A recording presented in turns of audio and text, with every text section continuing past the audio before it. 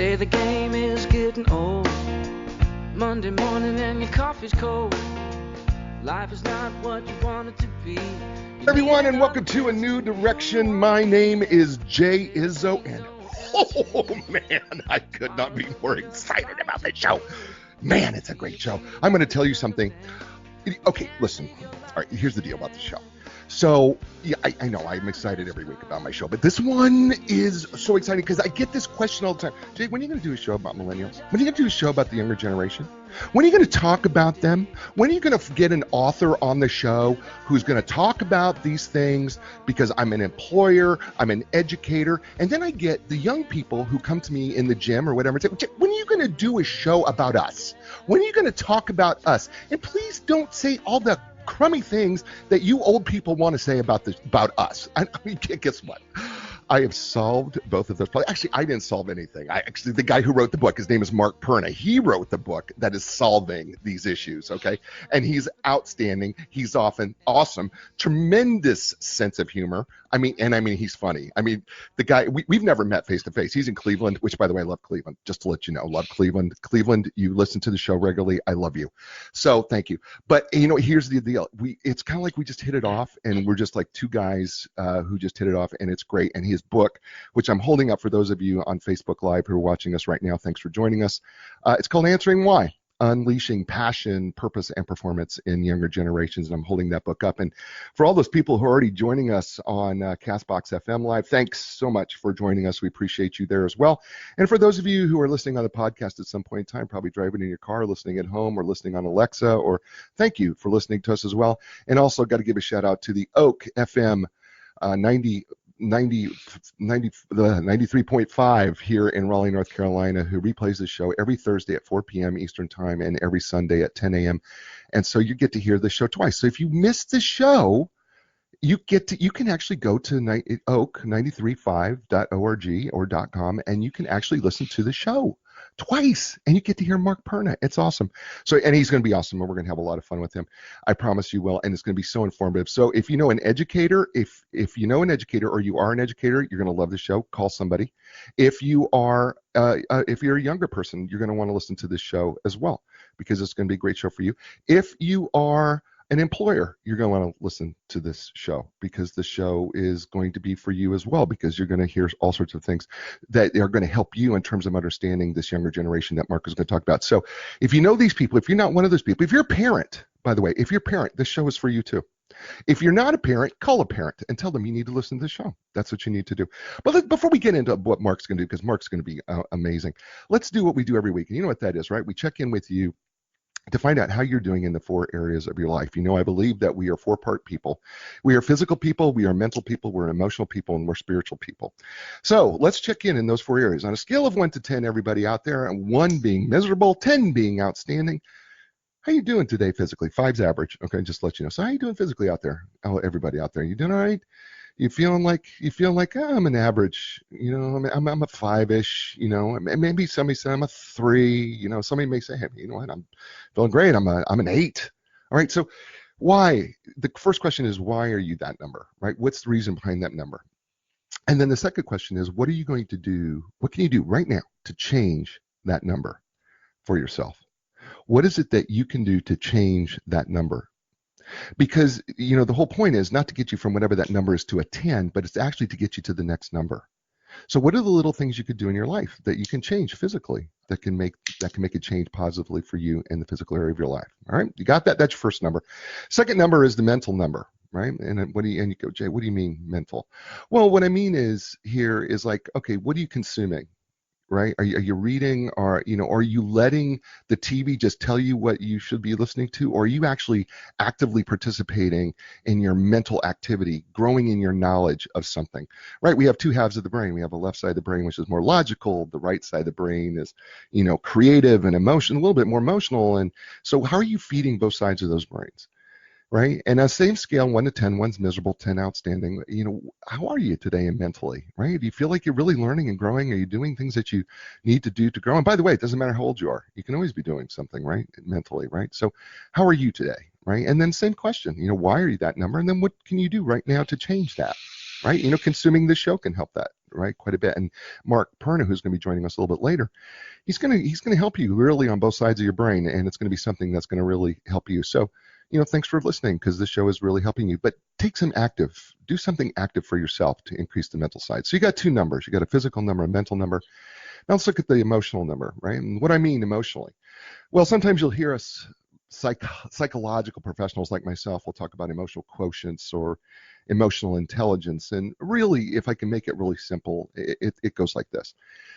How well are you able to control your emotions, especially when things go bad or when sudden things go bad? That's the first question, right? The second question is, how well are you able to understand the emotions of others? And can you emote with others? Are you willing to do this? And so much of our emotions is being very conscious about what we're doing, right? Because we can be so much in control of our own emotions. So what are you doing to, again, why are you that number, and what can you do to change that, right? Can you take more control? What do you need to do to get yourself better emotionally, right? Same scale, one's miserable, 10's outstanding, right? 5's average. So where are you at emotionally, right? And then what can you do about it? So you got three numbers, right? You got a physical, a mental, and emotional number. So the final number, right, that we're looking at is spiritually. And so where are you at spiritually, right? And the reason why I ask the spiritual number, because it's just as important as the other three areas. And we don't understand the spiritual realms very well. Sometimes we just focus just on God. But you know what? There's a lot of people, when it comes to spiritual, it's the things that we can't explain in another way. And by the way, just to let you know, the truth of the matter is we're not going to be able to explain probably most of it because the truth is that science is great and it can explain a lot of things, but it's never going to explain certain things that touch our soul, that make us feel at peace, or that give us a sense of joy. I didn't say happiness, but maybe give us a sense of joy inside that is just unexplainable. And sometimes it's meditation, sometimes it is God, sometimes it's nature. It can be a variety of things. But the question I have to ask you is, how well is that working for you, right? On that scale of 1 to 10, how's it going, right? Same number. 1's miserable, 10's outstanding. So if it's God, how's that relationship working out for you? If it's nature, how's that working out for you in terms of giving you a sense of peace and putting you at rest? And so now you have four numbers, and you have to think of them as the legs of a chair, right? If you're sitting on a chair that's uneven, it's kind of hard to sit and it's not very comfortable, right? And if you're sitting on a chair that's too low, it's also uncomfortable, and you're not sitting where you're supposed to be, and it's not great for your posture, right? So you want to bring up these four areas of your life. And what you want to do is you want to bring them up not only together, but you want to bring them up to the right level so that you are the best person you can be. So that's our check-in. So let's talk about my guest, because my guest really does it. I really do believe that, I'm just really being honest here. My guest, Mark Perna, really touches all four of these areas, in my opinion, because his book did that for me. But let me tell you about him. Mark C. Perna, by the way, is the founder and CEO of TFS, a full-service strategic communications and consulting firm whose mission is to share and support every client's passion for making a difference. He is an international generational expert. He has devoted his career to empowering educators and employers to unleash the tremendous potential of today's young people. Mark's best practices have helped parents, schools, school districts, businesses, state organizations across North America to connect more effectively with the younger generations. He frequently delivers keynote speeches at national and statewide events. And by the way, you know how I feel about speakers, right? As a national speaker myself, you know what? Hire him, right? Call him. It's easy to find him.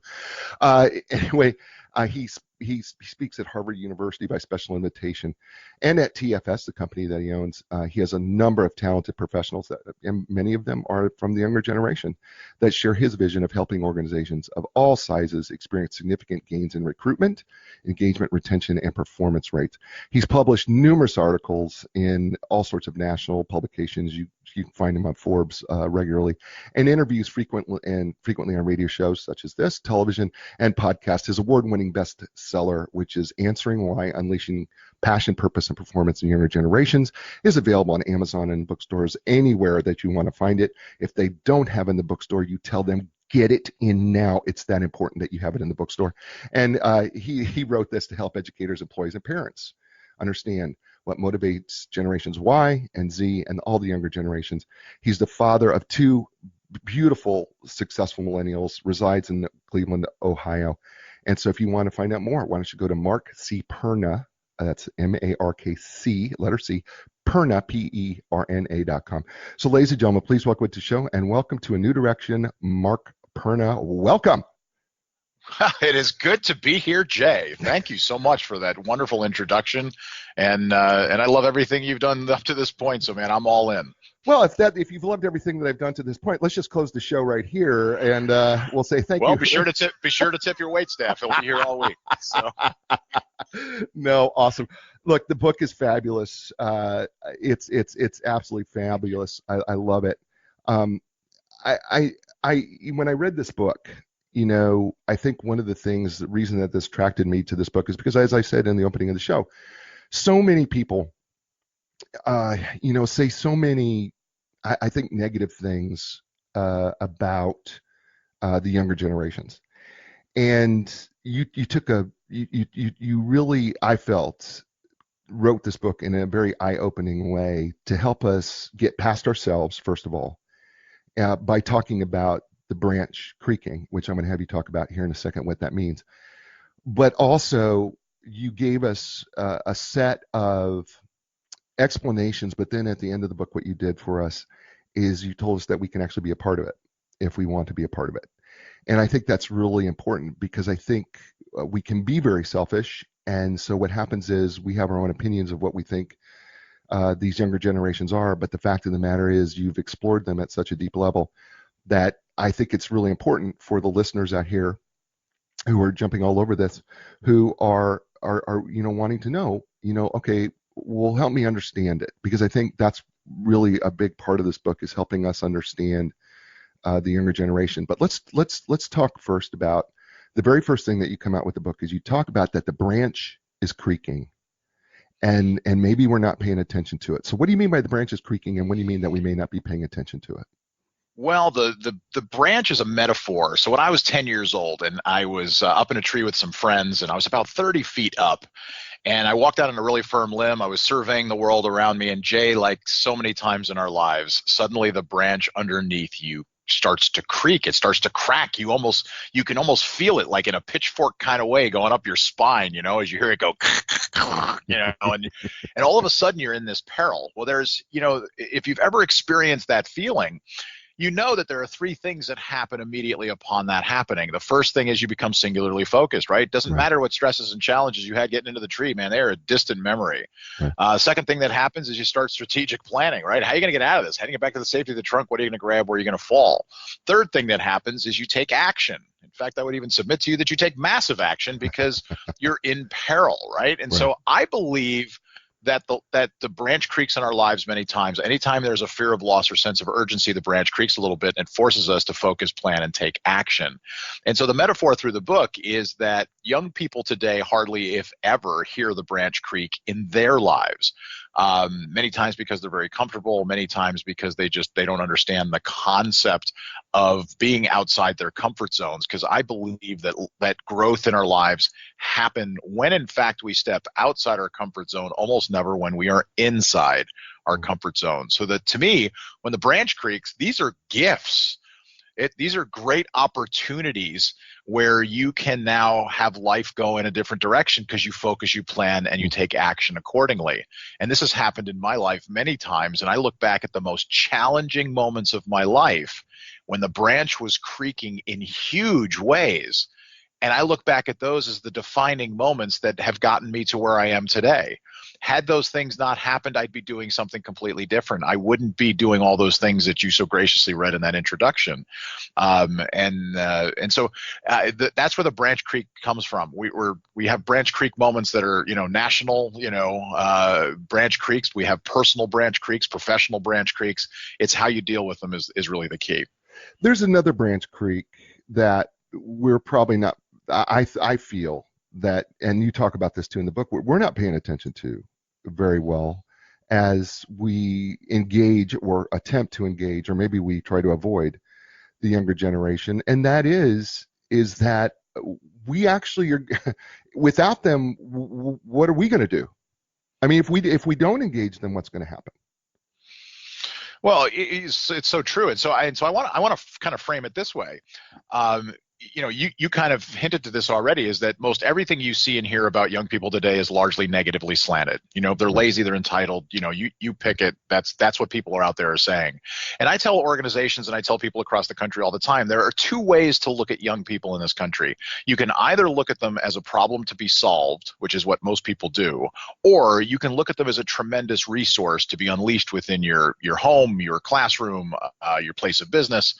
And if you look at them with the second set of eyes, you're 80 to 90% of the way where you need to be in order to be able to deal with them effectively, to connect with them, to engage with them, to understand what they think, what makes them tick. And that's really why I wrote Answering Why, was so that parents, educators, and employers would have kind of a guidepost, if you will, to say, this is what they're thinking, and they're exactly the way we made them, but here's why they think the way they think. And then how do you deal with them on that basis? And so that if you can connect and engage, you can push them further and faster towards what I call their light at the end of their tunnel. Right. The light at the end of the tunnel is a simple concept. What does their career, their lifestyle, or anything they want look like at the light at the end of their tunnel? The tunnel is the time they may spend with you in your home or your classroom or in your place of business. It's the work, the labor, the effort, the skill development, the academic rigor, whatever it happens to be. That's the tunnel. Why would anyone take a step down the tunnel unless there was some light at the end of that tunnel worth getting to? Mm. And we have far too many young people today in this country who aren't walking down the tunnel because they don't see anything they truly want. Right. So they're standing completely still. And so to understand kind of what they're thinking and how they stand in the tunnel or move slowly down the tunnel, that's how we create the motivation, the inspiration, in order to be able to get them to see where they want to go. We're talking with Mark Perna here on A New Direction. It's his book. It's called Answering Why is the name of the book. Unleashing Passion, Purpose, and Performance in Younger Generations. The book is extraordinarily well priced, by the way, hardcover book, but it's, of course, available in other formats as well. And so you need to really, I highly recommend, if you're interested in understanding these younger generations, I really highly recommend that you pick this book up, because this book is absolutely fabulous. I'm going to jump around here a little bit, Mark, because I know that there are people who, by the way, thank you everybody who's just joining us, and we appreciate all of you. But I know that people are asking right now out of the block, okay, Jay, just get me a little bit of meat here so that I can kind of get some questions answered. And so can we jump to chapter 3, just getting to know the Y generation a little bit? Can we just can we just jump there and let's talk about who are these people? Who are these young people, and what do we need to know? Because we have a lot of our own ideas, right? And especially as older adults, we have a lot of our own ideas of what this generation is. But who are they really? So, Mark, who is this younger generation? Well, I call them the Y generation, WHY generation. And that's anyone really 39 and younger in this country, which really consists of two different generations. It's Generation Y millennials, followed closely by Generation Z. Generation Z today goes from fetus to 18 years old. Generation Y millennials go 19 to 39. And so I call them the Y generation, WHY generation, because they need an answer to that question for everything they do. And this may be an aha moment. It is when I travel the country. It's like if you ask a young person to do something, 39 or younger, and they look back at you and they say, well, why should I do it that way? Most of us take that as a smart aleck response, and we give the all-American response back, which of course is, because I said so. Because I said so. Yeah, well, of course, right? But here's the aha moment. The aha moment is most young people don't mean it as a smart aleck response. See, what most young people think at this point is, why do we do it this way? Because you know what? I'm unique. I'm special. I'm important. I'm, intelligent. I'm resourceful. I know how to use technology. Why do we do it this way? Because there has to be a better way to do this. There must be a way to use Google something. There must be a way to put it in the cloud. Right. There must be a way to get a bigger impact. And yet we cut their knees out from underneath them and we don't give them the opportunity to try. See, I go completely the other way. All those things you hear that are negative about young people today, I'm completely the opposite. I think they're the most incredible generations to come down the pike. I think they are the most intelligent, resourceful, and pit bull-like generations that we have ever seen in this country, because when they see a want to in their life, something they truly want, Jay, they will move heaven and earth to get to that want to. Our challenge as parents, educators, and employers is getting them to want something. And that's really where the battlefield of the future is. And so being the Y generation, I mean, more than half the people that work for me are in their 20s and early 30s, and they're incredible. I never ask anyone who works with me to work past normal Monday through Friday work hours, and yet they work nights, weekends, holidays, vacation time. I can't get them to shut off. Right. But the reason that they're willing to do that is they so buy into the vision of where we are going to transform both education and workforce development in this country that they're all in. They're at the point where they are pushing me further and faster to do more and more because they want to accomplish this goal. And so I think they're extraordinary, and that's really what encompasses them. And here's the thing, Mark, and I do believe that this is an extraordinary generation. I really do. I do believe that we do misunderstand them, and I think it's because I'm going to do some psychological terms here because that's what I do. But we have this tendency to mirror image. And so what we do is we want to look at them as we look at ourselves, and we want to look at them in such a way that we go, well, this is the way I would do it, so you need to be like me. And I think that's the biggest mistake that we make, is that we attribute what we think we were at their age because of where we're at now, and then we put them in a mirror and go, you're not like me. And I'm not saying that the way we were raised is wrong and the way they were raised is right, or vice versa. I'm not saying that, but I think oftentimes that's the reason why I believe that we sometimes say these negative things about this generation, because we tend to mirror image. Well, and that's why I really say, when you look at young people today, and if you look at them as a challenge to be solved, it really is coming from that perspective, the one you just identified, which is, this is the way I would do it. Therefore, this younger person needs to do it exactly the way I would do it. And look at this, they're doing something differently. And something different isn't necessarily a bad thing. They're bringing themselves to it. They want to be able to add themselves into what they're doing so that they can have the pride of accomplishment. They were brought up in many cases to have a pride of accomplishment, and if we don't give them that opportunity, they become disenchanted, and then they will disconnect. Now we're no longer connecting, engaging, and pushing them further towards their light at the end of the tunnel. I think you're right on. I think, that's what I call generational rifts, because the rifts is that older generations think the younger generations are missing out. The younger generations think the older generations are missing out. And so everybody's pointing the finger. And this, by the way, this isn't new today. You can back up 30 years, it was the same. 60 years, it was the same. 90 years, it was the same. Right. Every older generation thinks the younger generations are missing it because of the identical thing you just talked about, which was the mirroring that goes on because they're just doing it differently. Let me give you an example so I had to come to grips with this. So my son Nick, who's 30 years old today, for quite a long time, first of all, I've got two sons. Today they're 32 and 30 years old. And it's amazing to me that you can dip into the same gene pool twice, Jay, and come up with two totally different kids. But that's what happens with my kids. It's like Nick, the younger one, looked at my son Matt when he was 5 or 6 and just said, damn, that's just not for me. And he went a completely different way. But, Nick and I, we communicate completely differently. If I send a text message to my son, Nick, I send a text message like I'm writing a letter, because I'm 57 years old and that's just where I came from. Right. So, there's a general salutation. Hi, Nick, with an exclamation point, sometimes with or without a smiley face, right? And then there's something personal. It's like, I hope you're having a great day. And then there's the body of the text, all the information I want to impart to him. And then there's a close. Hope you have a great weekend. Love, Dad. I get back one letter, and it's K, and it frustrates me every time. I don't know many people in this world that are busier than me, and he doesn't have time to put the O in front of the K. And this is the way I look at it. And then the day just came when I said, I'm just going to have to understand that he is different.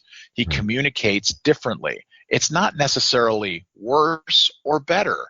It's just different. And when you can accept that and look at them for what they can add to what you're doing, whether, again, in your home, a classroom, or a place of business, and you can make them part of the vision of where you want to push the organization, the pride of their contribution to that viable vision is what will drive them, keep them engaged within your organization, and will make them very productive.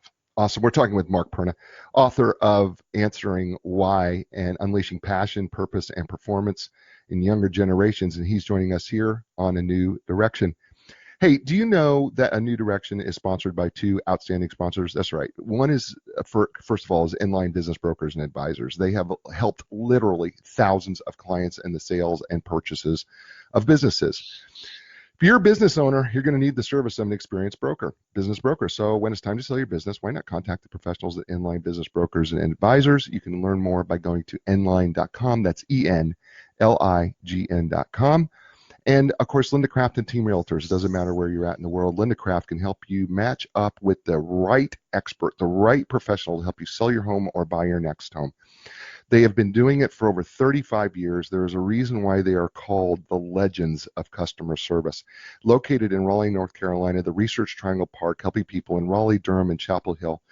They have been doing this, and at top level, year after year after year, and you should find out why. And you can learn more by going to lindacraft.com. That's www.lindacraft.com. And did you know that 69% of podcast listeners say they became aware of a product or service through the podcast they listen to? So podcast listeners are some of the most active social media users in the world. You know why? Because it's usually a younger generation. So how would you or your company like to be a sponsor of A New Direction? We have doubled our listening audience, more than doubled our listening audience in the last year alone, and we're continuing to grow. Our audience is worldwide. That's right, we're worldwide. While we are dominant in the U.S., we are downloaded, streamed, and viewed from all over the world. So if you're interested in becoming a sponsor of A New Direction, contact me, Jay Izzo, through any of my social media or email me at jay@jayizzo.com. That's jay@jayizzo.com. And let's work together to help you or your business find a new direction. And we're back here with Mark Perna, author of Answering Why, Unleashing Passion, Purpose, and Performance in Younger Generations. And we're talking about trying to understand, helping people understand this younger generation, because I think some people, just don't understand. I think one of the things that you point out in the book is that this younger generation is about experience. Explain what you mean that they're all about experience. What do you mean by that when you say that? Because I think that's a critical piece. Understanding this generation. That experience is everything to them. So whether it's with their friends, whether it's online, they want to travel the world, they're environmentally conscious, they want to give back, they want to make a bigger impact in the things that they do. They're just looking for as many experiences as they can. Now you and I are, roughly the same age. Right. We didn't have all the cool resources and technology that are available today, but today young people have an extraordinary number of experiences that are possible in lots of different capacities. So it's just as simple as that. They're just looking for experiences, but to understand, how you craft, whether you're a business trying to sell to people 39 and younger, what's the experience like? How do they interact with your company? How do they interact with your school or your programs? How do they interact even in your own home? And how do you connect them to as many experiences they want? One of the things, I talked a little bit about the light at the end of the tunnel, and I talked about career and lifestyle. What is their lifestyle or career look like at the light at the end of their tunnel? So here's and this kind of connects to the experience, is that between the word career and the word lifestyle, which one is most important to young people today? It's lifestyle, because that's where the experiences are. More than half of every decision a young person makes today in this country is based on how it affects their lifestyle. Career has even become a lifestyle decision for most. And so starting conversations with young people about lifestyle long before you ever talk about career is one way to get them to talk about experiences that they're having and the kind of experiences they want to have. And then how do they fund those experiences in the future? That's where career kind of dovetails into that conversation. Yeah, so the thing is about this experience piece is it explains a lot why we may see them jump from job to job relatively quickly. And I think that's a pretty important piece, is that, we hear people, well, there's no loyalty, right? And so because they jump from job to job, but I don't think we understand very well that the reason why they jump, fairly frequently is because they're looking for an experience. And you as an employer, if you're not giving them that experience, you shouldn't expect them to stay. Or am I missing the boat on that one? No, you have a piece of it, Jay, because there's a number of things that actually collide into the same concept. So, young people today absolutely want experiences, and so when they go out looking into the workforce or working for an organization, they want to be able to have some kind of experience there. But it's no longer really the main driving force. What they're really looking for are two critical things. One, and Deloitte, the global accounting and consulting firm, really kind of nailed this, is because they did a survey of young people in the workforce under the age of 39, and what they found was that 68% of females in that group and 64% of males, which is, between the two of them, that's 2/3 of what is today the largest working generation in this country, plans to leave their current job within the next 2 to 3 years. This is a cataclysmic shift in workforce development, but the number one reason given and cited is what's most telling, is that, and this was the reason, is that most of them do not want to work in an organization where pursuit of the almighty dollar is the only outcome. They want to work in an organization that gives back. They want to work in an organization that has purpose. They want to work in an organization where the pride of their contribution will actually add to the greater good. I don't see that as a bad thing. No. But business and industry in this country is going to struggle for the next decade to create purpose that far exceeds shareholder value and simply making money. And so the second piece of it is they also want to work in an organization that is willing to invest heavily in their professional development in a way that allows them to be much better at what they do. So they're looking for those two things. They want to work in an organization that gives back and has purpose. They want to work in an organization that also is willing to invest in them to help them get wherever it is they want to go from both career and lifestyle perspectives. That's where you shut down the revolving door of people coming in and out of your organization. Because once you understand the way that dynamic works, you can create that within your organization. We're talking with Mark Perna, author of the book Answering Why. We're only into chapter 3, but it's an important chapter. I've got a bunch of people all over. I knew I should have stopped writing, Jay, after 3 chapters. I knew it. I should have called it. We're only chapter right 3. There. We're still at chapter 3, and I'm not done with chapter 3 yet because there's. And by the way, the book is available on Amazon, bookstores all over. It doesn't matter. Barnes & Noble, Books A Million. You can find the book. You go to your local bookstore. If they don't have it on the shelf, ask for Answering Why by Mark Perna, and they'll get it in for you. One of the things that you talk about in the book is that these particular generations have been raised to believe that they're unique, they're different, they're special and important. They're special, they're important. And listen, I don't think we give enough credit to the parents who raised these folks, that what they were doing, and you call them helicopter parents, I believe is what you call them in the book, is that they kind of hovered over them to protect them in so many different ways that they never really did get a sense of the natural consequences as a failure. My parents were great at letting me fail. They were the perfect just fail and experience the consequences for yourself parents. But that's not exactly the parents that raise these young people. Let's talk about the effects of that and how that can affect not only education but employers as well, or parents for that matter. Well, there's helicopter parents, and now even the term that has resonated within our society is snowplow parenting. So, those are the parents that are, literally clearing the road in front of their kids to make sure that they get, everything they want and everywhere they want to get to. And I'm a big fan of supporting your kids, but there is a line where you can cross, where you start to interrupt the natural flow of things, which to me is that making young people today self-reliant and independent is of critical importance, because those are the ones that become very good citizens and add to our our social discourse.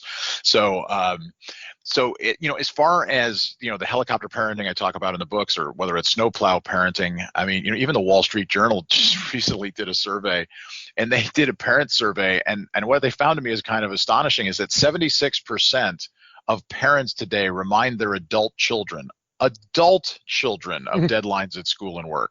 I mean, that's extraordinary. 15% call or text to wake up their college kids.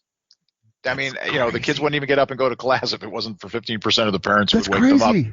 And if you like that, you'll love this. This was my favorite. Is that 11% of parents today, according to this survey by the Wall Street Journal, 11% would contact a child's employer if he or she had an issue at work. What does that phone call even sound like? I mean, you're who? Who are you? What? Did you say 11% of parents? 11%. 11% of parents would contact the child's employer if he or she had an issue at work. No. Yeah, no, absolutely. No. That's what they found. Yeah, it's crazy. But it's the world has shifted. The world has changed because, part of the challenge, you kind of have to juxtapose it against this, where helicopter parenting comes from and snowplow parenting is, juxtapose it against, we've kind of vilified failure in this country recently. Kids are afraid to fail. They're afraid to make a mistake. They're afraid, to walk down the tunnel towards their light at the end of that tunnel. And so by doing that, they're standing still. Right. And they don't understand the power of taking a step and trying something and having it not work. In fact, something I've been talking about when I speak now, I've been speaking about it more and more and more, is that kids are perplexed to make a forever decision. So when you talk to a youngster in high school, middle schools, and you start talking about, so what would you like to do when you grow up, right? Jay, we had that question when we were kids all the time, right? And even if we didn't know what it was, we could, geez, till I was 10, I wanted to be a superhero. But I mean, but if you ask that question of a young person, only till you were 10, really? Only till I was 10. Really? Yeah, I'm thinking about getting back into it. Yeah, I kind of missed some of that. I'm kind of missing some. Really good. I had some really good dreams back in the day, But geez, I forgot where I was going with that, which also happens when you turn 57. You're talking about the light of the tunnel that we all dreamed about, where we wanted to be when we grow up, and we didn't know exactly where, but like you said, until about the age of 10, we kind of had at least, I wanted to be a superhero, but maybe we also thought about, I want to be an astronaut or I want to be this or that, but things changed over time, and then it's trying to figure out, well, what do I want to do now? Yeah, and young people today, there's, we're now starting to get back more into career development in this country, where middle schools, high schools, some states have initiatives in this country where we're getting more into getting kids to kind of see what's possible, where can they go, how can they get there, so that we can start giving them these opportunities. But instead of making forever decisions, and so this is something for the parents out there, this is something out there for the educators, don't ever start with a career conversation, start with a lifestyle one, but also talk to them about making for now decisions. Because a for now decision eliminates the stress of having to make a forever decision. Because Jay, if you and I were having a conversation and you were, 16 years old and I was an adult, and I looked at you, and there's 100 ways for me to ask you this question, but this is what you hear. So Jay, what would you like to do for the rest of your life? Are you kidding And that's me? the way young people hear that question. They hear it like, my gosh, I have to figure it all out right now. Right. And they don't have to necessarily figure it all out. They can make a for now decision. They can make a decision that, they can change and adjust, a week from now, a month from now, a year from now. And we all do that, right? You make career decisions that change month to month. You calibrate, you say, I'm now going to do this, I'm going to do that. Young people have to have that same freedom. However, what they have to understand is where the world has shifted today. The world has shifted because, in the past, at least from an educational standpoint, robust academic knowledge was of critical importance, and it still is today. You have to have it. It's of critical importance. But there was a time in this country where you could have just academic knowledge. Not anymore. In the country today, you have to have academic knowledge, technical and professional skills, and it's really the three of those things that give young people today a tremendous competitive advantage in moving forward in their life. Because where the world has shifted is this. First graders in America today, 65% of them will work in careers and occupations that don't exist today. That's how fast the world is changing. Oh, I know. it is moving that they'll have 15 to 20 different careers. So what has to happen with young people today is they need the attributes that are necessary. Some of those, what I call professional skills, things like work ethic and punctuality and leadership and communication and work-life balance, stress management, all these things and critical thinking are so important to round out their experiences that they can then adapt to whatever happens in their life. And all of that is becoming more and more available, in communities in this country. We're talking with Mark Perna, author of the book Answering Why: Unleashing Passion, Purpose, and Performance in Younger Generations. It's a fabulous read, by the way, insightful read on the younger generations. And we're talking with him. We're about to get to some of the things that he's going to propose, but we've been talking about what makes these younger generations unique. And he calls them the Y generation. That's WHY generations, because they want to know why. And for many of us, we grew up with the answer because I said so, because I told you to do it, right? They're not willing to do that. I want to jump a little bit, because as you're talking here, I'm thinking about, we are in this country, and you're talking about education, and I'm well educated. Look, I went to college, went to grad school. I get it. I went there, spent a lot of money, doing what I did, and I'm not using any of it, really, in terms of what I do now, in terms of what I do, because it didn't exist, as you just talked about. It didn't exist. These things, you couldn't podcast when I was in grad school. That didn't exist. You couldn't write books unless you were with a major publisher, because that didn't exist. There was no such thing as a business coach or a life coach. Those things really didn't exist. You couldn't be a professional speaker and make a living at it, because those things really didn't exist at the time. And so those things didn't exist. And I agree with you, but there's another side to this that I think we don't want to talk about, or at least it's kind of like this elephant in the room or the gorilla in the room. And that is, and I'm just going to say it, you don't have to, I'm going to say it, our educational system is overrated, because there are so many other ways that, and you talk about it, that young people can make a tremendous living if that's what they're interested in doing. But it doesn't have to be through the traditional college education where you're spending a lot of money trying to figure it out. And you talk about that, I'm listen, I am educated, but you know what? There are just so many other routes. Talk to us about these other routes, because going to college is not really necessarily, nor does it have to be the answer. And getting parents to map their minds around it is difficult. So talk, because I'm gonna keep going on your book. Yeah, no. When I spoke at Harvard, I talked about a concept in this country that we're making kids college and career ready. It's a statement you hear if you go into any educational organization anywhere in the country. Let's say we're making kids college and career ready. So much so that the phrase is actually used as a tagline in some districts across the country. We're so and so district making kids college and career ready. And I spoke at Harvard to a robust applause because when I was talking about I love the phrase. I think the phrase is fantastic, but it's got a small problem with it. Nobody in the country reads the word "and" in between the word college and the word career. They read it like it's a pathway. Right. Like, to be successful in this country, you need to go to college and then get a career. And it's the only way to be successful. And so what I spoke about at Harvard was, I don't think we should be making kids college and career ready in this country. I think we should be making them career ready, period. Sure, all kinds of careers go through 4-year universities and baccalaureate degrees and masters and PhDs and MDs and JDs, and that's a fabulous way to go. It's wonderful. In fact, if you want to go that way, I think you need to invest wisely, go with passion, go with purpose, but make sure that you get it done. And for far too many young people today, they're not completing it, and they're having just the debt associated with having tried, but then not getting out of it what they want. Now, all kinds of wonderful careers also go through 2-year associate's degrees at community and technical colleges. All kinds of wonderful careers go through certifications and advanced certifications and licensures and apprenticeships. All of these different ways, in the country are viable, successful ways for people to make great income.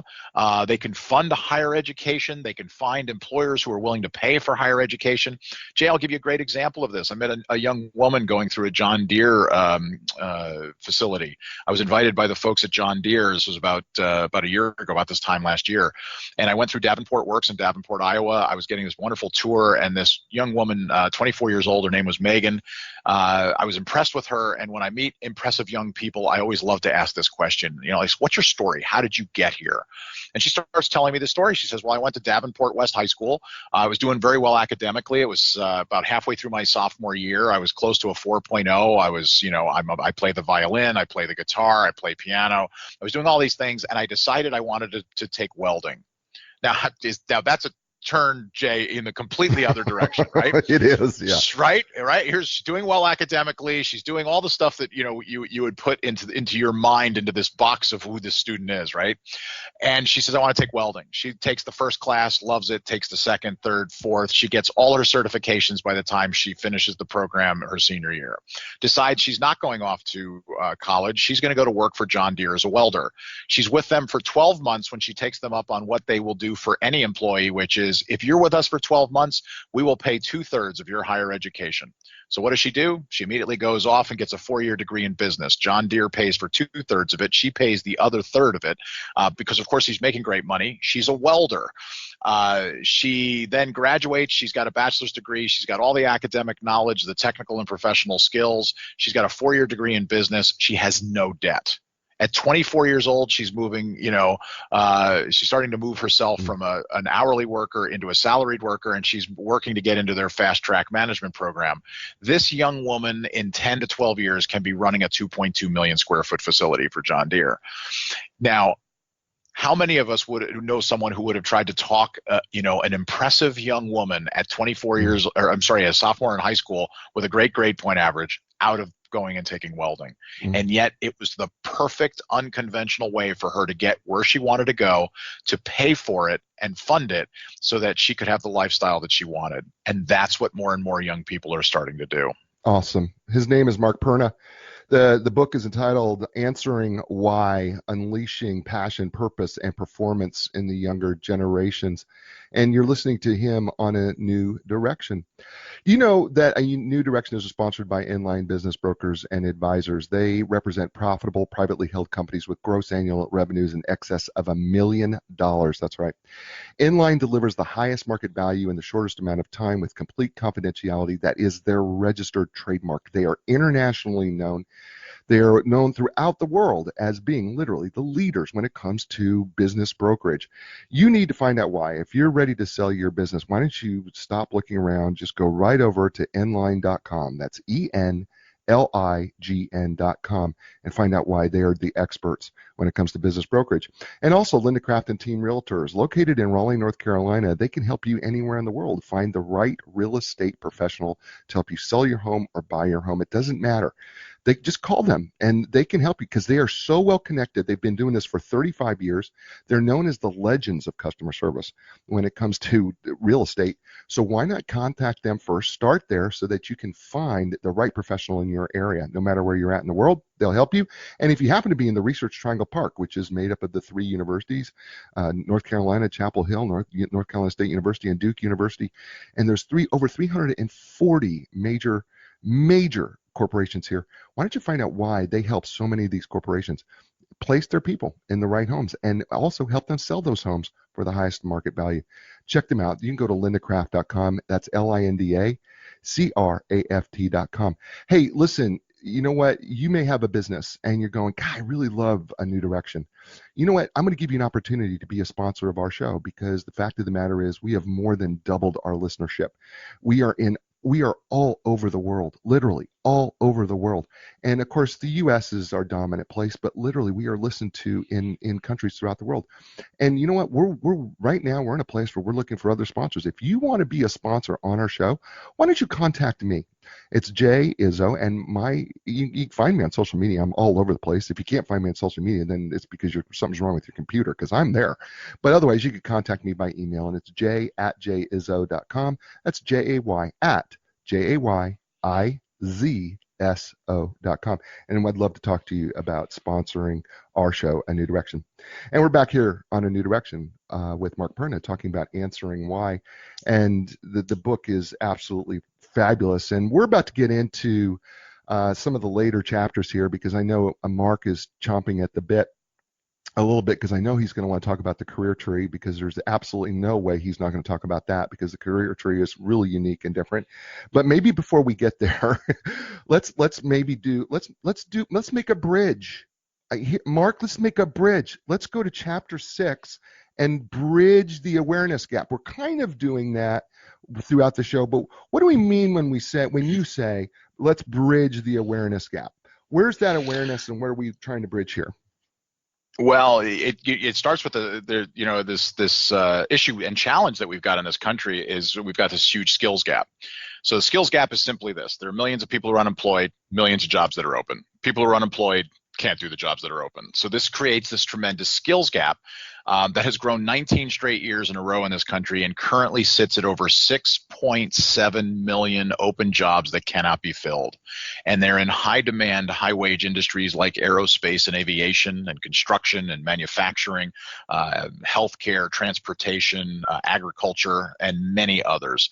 And so the comment that I make all the time when I'm speaking is that I don't think we have so much of a skills gap as we do an awareness gap. Is that young people, their parents, our community members have no idea that all of these high demand, high wage industries exist for their kids that are completely viable for many young people today if they only selected them.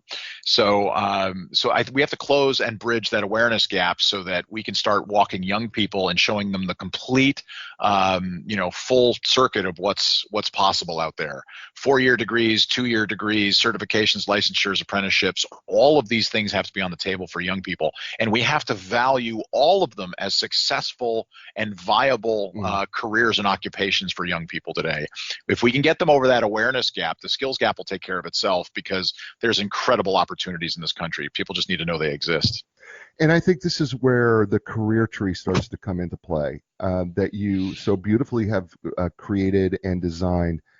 Help people understand when you talk about the career tree, because it's a beautiful thing. I mean, the career tree is a beautiful thing from the roots to the branches all the way up.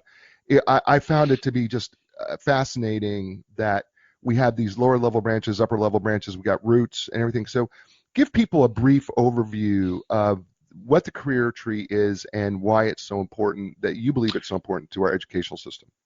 Yeah, I mean, it's a concept I came up with about 6 years ago because I wanted to tell a very simple story and one that we would tell to young people. And when I say young people, elementary, middle, and high schoolers, about all of the different ways that they can get where they want to go. So the tree itself, just is a metaphor. The trunk of the tree represents any program, pathway, or classroom, and the branch system above it, think of a majestic oak tree. All the branches represent all the careers and occupations that are possible as a result of kind of taking that trunk or program, pathway, or classroom to its completion. These are the kinds of things that you can go do with that. This is how it makes it relevant to what you're doing in the education that you're learning.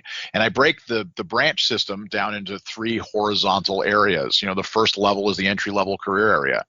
Just means that, once you're done, you can go do those things right now. You've unlocked it, right? The middle of the tree, you just need additional education or experience to do it. At the top of the tree, you need additional education or experience to unlock those kinds of careers and occupations. Maybe you need a 4-year degree and beyond to do it. So what it does is it lays out for young people today that, wherever they are now, whatever they're learning, they can take that to any level of education they want in order to unlock the career or occupations that's most interesting to them based on their own unique interests, talents, and abilities. There's no wrong branch. There's no wrong section. It's whatever they want to do where they find something that they really enjoy. The root system is just the things that they need then. They need the robust academic knowledge. They need professional skills, which we covered a little bit earlier, but they also need experiences and then the passion and the grit in order for them to be able to make it to the point of the tree that they want to get to. So, that's a quick 30,000 foot view of what the career tree is, but it's a way in education to tell a story that allows young people to very easily see, all right, here are the places I can go, and here's how I can map out a way to get there. That's awesome. I loved it. I loved the career tree. I absolutely loved those branches. And then I loved some of the stories that you were telling about how there was educators who were involving their alumni, and they would put red checks next to different areas of the career tree, to demonstrate to the students coming in that these are the jobs, they're in these jobs, they're doing these jobs, and they're successful. And you tell one story about a very famous chef who every year talks about, how they worked up and all of a sudden they're the head chef, in Las Vegas at a major hotel, and they have their own restaurant, and they won Iron Chef, and she comes back every year and encourages the students and the involvement of the alumni. And I just found the stories not only to be awesome, but it works. It just works. And yeah, it's pretty magical when you can show young people. We go back to the experiences everything conversation we had a little bit earlier. If you can get young people to see, feel, smell, touch, and experience something, that's when it becomes real. That's when the tactile of kind of putting your arms around it, if you will, allows you to take it to whatever the next level is, and that's what excites people. And so, I'm trying to teach educators, the more you can, get young people to see, well, all right, you need a competitive advantage to get wherever it is you're going. But how are you going to go off to that 4-year degree and make sure that you get it done? How are you going to go off to that 2-year degree and make sure you finish it? So the more they can plan early on with a for now decision, which we also talked about, I'll change next week, next month, next year, but for now I'm going for this, I'm moving towards this direction. Right. Then I'm willing to take a step down the tunnel and another step down the tunnel. And the more we can kind of get them focused on, where it is they want to go, which is what the tree is designed to do, then they can start taking the steps that are necessary with the ability to change anytime they want. It's awesome. Okay, I don't know if you realize this, but we've been on for like 55 plus minutes. Yeah, it feels like 20. It just goes so fast. I tell people all the time, this thing goes so fast. So here's what I do, Mark Perna, author of Answering Why. I always tell every one of my guests that you have moved from guest to friend. And so I want to first of all thank you for being on the show. And I ask my friends, because we did not cover the entire book. Matter of fact, you can buy this book on Amazon, Barnes & Noble, anywhere books are sold. It's called Answering Why, Unleashing Passion, Purpose, Performance in Younger Generations. And Mark, as I told you before we got on the show, I said, I call the show A New Direction because I want to help people find a new direction in their life or their career or their business or some combination of all of that. If Mark Perna, author of Answering Why, could leave my guests with a new direction, what would Mark Perna say to them? I would say that connecting and engaging with young people is more about the bias you bring to the connection than the one they bring to the connection. So if you're willing to look past your own biases and what you think they should be doing and look at them as the tremendous resource that can be unleashed, and once you understand what they think, why they think what they think, that allows you to connect and engage them to push them further and faster in a direction that will best serve your organization or best serve them in accomplishing what they need to accomplish. He's Mark Perna. He said he dreamt of being a superhero. Guess what? He was one today. He was absolutely a superhero. Wow, Jay, that's awesome. He was a superhero. I'm telling you, he was a superhero. He had the cape on and the whole thing. I know you couldn't see it, but I'm telling you, he had the cape on. He was a superhero. The book is outstanding. Answering Why, Unleashing Passion, Purpose, Performance, Younger Generations. You need to pick up this book. Folks, there's the show, right? I mean, he was great. He was a superhero. And man, right? And we didn't get to, are you a Wade or an April? You're going to have to buy the book to find out which one you are going to be, right? You might have to have me back. I may have to have you back just to talk about Wade and April. But folks, there's the show. Listen, you know what I say to you every week, right? Be inspired, because when you're inspired, that means that you will inspire other people. And in turn, they can inspire others, and that can make this world an amazing place. Please join me next week when I'm going to have another fabulous guest right here on A New Direction. I believe in you. I promise I do. And you know what I say every week? Ciao, everybody. To go a different way, yeah. The time has come for a new direction. Yeah, yeah. New direction. Yeah, yeah. When you lost your confidence and the answers don't make sense, you got to keep your hope alive. You got to know you can survive. This is your time to fly. A new direction, a brand new day. A new direction, things are gonna change. You can find the strength to go a different way, yeah. The time has come. Your dreams will take you places you have never been before. Find your passion, find your strength. Don't worry anymore. A new direction. A new direction.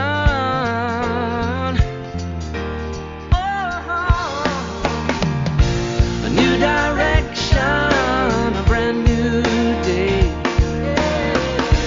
A new direction, things are gonna change. You can find